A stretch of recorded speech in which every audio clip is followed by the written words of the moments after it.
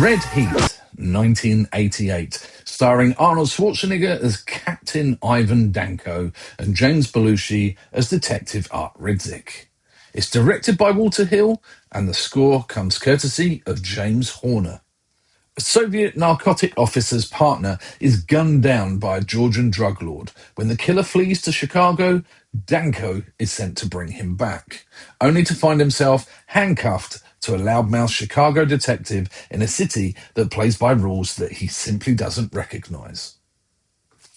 35 years in the UK movie and entertainment industry, from post-production to press. I'm Matt, and here we focus on the moments that built our love for cinema. This is Screen One, the definitive UK voice on 80s and 90s cinema, but without the noise. It's an archive built by someone who was actually there. So why don't you subscribe today and join our growing video store society for more essential cinema every single week. Now, we're in a Soviet bathhouse, a Banya, steam thick enough to choke on, and Captain Ivan Danko, stripped to a loincloth, stands surrounded by men who've been clearly sent to test him. These aren't gym bodies, these are slabs of thick Soviet muscle, the kinds you don't really argue with. One of them takes Danko's hand and inspects it. "This is not a foundry worker's hand," he says. Danko barely looking at him. "If you work with steel, you should be used to the heat." And then this stone comes out, red hot from the coals, and Danko doesn't flinch 1 inch. And what happens next? Crashes through glass, through snow, and through every single expectation you walked in with. So why don't we take a look?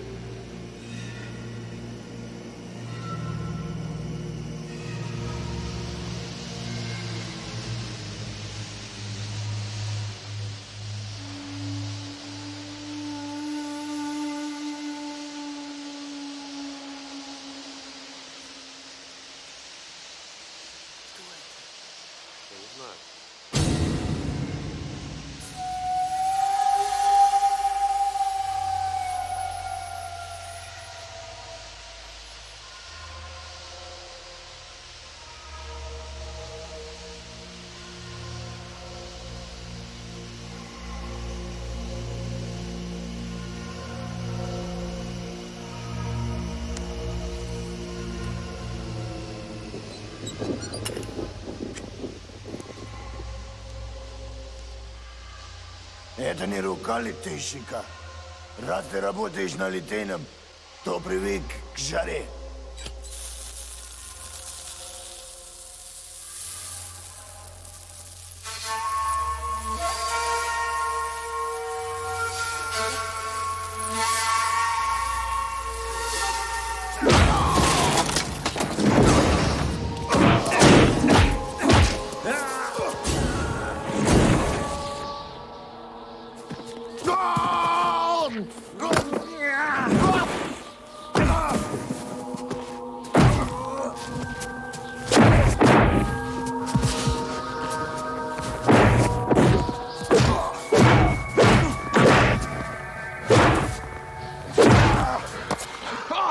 Мне нужен Роста! Виктор Роста! Он усол! Куда? Дружба! Дружба! There are roughly about 5 attackers in that bathhouse, all bigger than Danko, all waiting for him to show weakness. The stone test is a piece of pure 80s action theatre, the kind of moment that only works if your leading man can sell physical invincibility without a single facial expression. Enter Arnold Schwarzenegger, and he certainly sells it. The fight itself isn't balletic, it's blunt. Danko slams one man through a bench, another gets his head driven into a stone wall. There are no quips, there are no one-liners, just survival. And then the scene does something generally bold. It smashes through the window and tumbles into the snow. That transition from the warm amber haze of the bathhouse into the stark grey white Moscow winter is the scene's visual signature.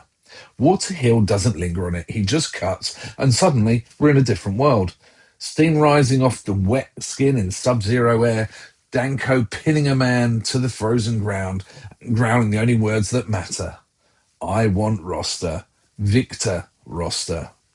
And then the man breaks. Druzhba Cafe. Scene over. Danko has what he needs, and we've learned everything about him we'll ever need to know, without a single line of exposition. Red Heat doesn't feel like a Schwarzenegger film. It feels grittier, more real, not a tool up and destroy movie, and it was directed by Walter Hill, the man behind 48 Hours and The Warriors, the voice that you feel in every frame, and it feels just right. At this point in my life, I was getting into 18 certificate movies underage. For Red Heat, I'd even read the novelisation by Robert Tyne. And if you were collecting movie novelisations in the late 80s and 90s, more than likely, you would find Tyne's name on the cover. Footloose, Beverly Hills Cop 2, Basic Instinct, Demolition Man. This man was prolific. So I'd read the book and I was ready. Now, the opening is classic Arnie, the bathhouse, the stone. If you work with steel, you should be used to the heat. But 10, maybe 15 minutes later, it isn't classic Arnie at all. The film's pivoted into a revenge thriller and a buddy cop movie. Only this isn't like Lethal Weapon. It's more earthy, more gritty, more real. And upon reflection, and say this quietly, this is probably Arnie's best action work, despite it not being remembered like The Terminator, Predator, or Commando.